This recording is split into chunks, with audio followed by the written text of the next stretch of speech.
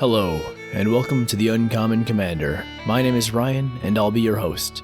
Today we have a deck based around a spoiled commander from the upcoming Kaldheim. This deck was made before the entire set was spoiled, so please keep in mind there may be some nice upgrades available in Kaldheim once those cards are released. Today's commander is Sarulf, Realm Eater, based off the Norse legend Fenrir. This good boy is going to huff and puff and blow your opponent's houses down and eat all the little piggies that are hiding inside because he's a hungry boy. He costs 1 generic and Golgari colored mana to cast, comes with a 3/3 body, and has, whenever a permanent an opponent controls is put into a graveyard from the battlefield, put a +1/+1 counter on Sarulf, Realm Eater. He also has, at the beginning of your upkeep, if Sarulf has 1 or more +1/+1 counters on it, you may remove all of them. If you do, exile each other non-land permanent with converted mana cost less than or equal to the number of counters removed this way. We're going to focus mostly on this first ability, using the second one as a sort of emergency escape button if things go completely haywire. To make ample use of Sarulf's first ability, we're going to be giving creatures out and then destroy them nearly as quickly as we've given them away. This will give us the freedom to play either a political game or an extremely oppressive game. Regardless of how we play early on though, by the end of the game, the ever-hungry Sarulf is going to have his meal. Before anyone gets to eat though, we need to tend to our garden. It's important that our ramp spells not take place on turn 3, which is when we should be casting Sarulf, so we've got a lot of 1 and 2 mana ramp spells. We've got a handful of things that sacrifice themselves in Diligent Farmhand, Font of Fertility, Ordeal of Nylea, which also gives Sarulf at least 1 +1/+1 counter and up to 3 of them, and Sakura Tribe Elder. Another sacrifice comes attached to Crop Rotation, which won't ramp us but will let us tutor out one of our utility lands if we'd like, or help color fix us. That's as long as we sacrifice a land. Our sorcery-based ramp spells are Edge of Autumn, Farseek, Into the North, which is forcing us to play snow-covered lands, Rampant Growth, and Vastwood Surge, which can give Sarulf counters if you're playing it late in the game. Our mana rocks are going to be Arcane Signet and Mind Stone. Since it's Christmas time, we ought to get in the giving spirit, don't you think? Let's start off by giving a target player some permanents. For this we have Dark Salvation, Sylvan Offering, Hungry Lynx, Hunted Horror, and Wanted Scoundrels. I want to note that Dark Salvation can give us zombies, or we can target somebody else to receive them. It can also act as removal if we have enough mana or want to target a small utility creature with it, giving Sarulf a light snack.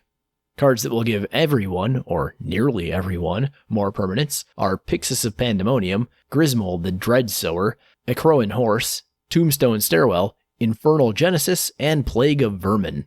Grismold actually makes a nice commander for this deck as well. He doesn't get powered up quite as quickly, but he does have trample, so there's a trade-off. Now that we've given things to people, we can let them beat the heck out of each other with their new toys. But sometimes people don't treat our gifts with the love that they deserve, and other times we just get impatient. For those moments, we pack a nice suite of removal cards. When we're going for precision strikes against someone else's board state, targeted removal is king, and those cards here are Return to Nature, Beast Within, Maelstrom Pulse, Pharika, God of Affliction, Sundering Vitae, and Death Sprout. I particularly like Beast from Within, as it gives our opponents 1 more permanent for us to remove. Now when we need to take more of a scattershot approach to things, we've got Edict-style spells. Tribute to the Wild is an artifact and enchantment edict. Soul Shatter hits the highest CMC creatures and planeswalkers, and from there we get Oppressive, with Vona's Hunger, Archfiend of Depravity, Taste of Death, and Curse of the Cabal, which can either be targeted or be a nice little edict engine. Finally, we have board wipes aplenty, with Calming Verse, Creeping Corrosion, Rampage of the Clans, and In Garrick's Wake. Rampage of the Clans, like Beast Within, gives us even more stuff that we can remove. Due to the composition of this deck, these are almost completely one-sided as well.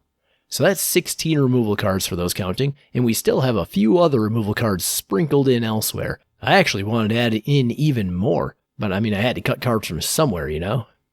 Judging by people's reactions to Sarulf on Reddit, I'm pretty sure people are going to try removing him as soon as he hits the table, so we're packing the following protection spells with a mix of evasion: Blossoming Defense, Seedling Charm, Aspect of the Mongoose, Golgari Charm, Heroic Intervention, Rapid Vigor, and Whisper Silk Cloak. Now if somebody tries stealing Sarulf, we also have the buff/evasion cards Fallen Ideal, Vow of Torment, and Vow of Wildness to stop them. The vows are pretty self-explanatory, but Fallen Ideal may not be quite as obvious. With Fallen Ideal, we get evasion via flying, and we can also sacrifice our own little creatures to Fallen Ideal to power Sarulf up for the turn. But we can also sacrifice Sarulf itself to Fallen Ideal, in a desperate bid to keep the puppers from falling into the wrong hands. It's drastic, but it works, and Fallen Ideal will come back to your hand. After casting just everything, we're going to want to refill our hand. The ones that synergize with our game plan in a way that they'll result in incidental card draw are Compost, Blood Tracker, Driven to Despair, Blackbridge Troll, Farsight Mask, Hunter's Prowess, and Kothafed Soul Hoarder. Draw that will get us out of trouble if we find ourselves on an empty board state are the fuss-free Harmonize, Necrologia, and Vilis Broker of Blood. Vilis also works as a removal engine, so he's expensive but doubly useful. Alright, we're on to the land cards. We'll start off with our utility lands. Those are Bojuka Bog, Field of Ruin, Ghost Quarter, Rogue's Passage, Agadeem's Awakening, Colony Ambush, and Hagra Mauling. The back land sides of those last three are Agadeem the Undercrypt, Colony Territory, and Hagra Broodpit. Our color-fixing lands are the ever-present Leaning Tower of Commander, Forbidden Orchard, which doubles as a card that can give creatures to our opponents, Hissing Quagmire, Hissing. You can kiss it, but it has Death Touch, so careful. Also, Temple of Malady. Our basic lands are 10 forests, 4 snow-covered forests, 6 swamps, and 4 snow-covered swamps. Ladies and tramps, it's that time again. The time when I channel Joe Bluth and milk the final segment for all that it's worth. Showmanship is everything, and by Njord, I'll showman the heck out of this ship. This is the segment that I have unoriginally named The Final Countdown! Today's Final Countdown is going to be the 5 cards that will help this deck go off, even if somebody takes your commander dog away. This is a countdown, so let's start with number 5. This one is a budget card, but it's also a more expensive and less powerful microcosm of our commander. It's Scavenger Drake, and the only thing that it has in its favor over our commander is that it has flying. And also that nobody's going to want to waste removal on it. Until it gets big, that is, and then the person you're attacking will be praying for removal. Attacking opponents is fine and all, but it's also nice to have some reach. No pun intended, number 4. Poison Tip Archer has reach, yes, but it can also reach opponents that can't be attacked easily by draining them of life.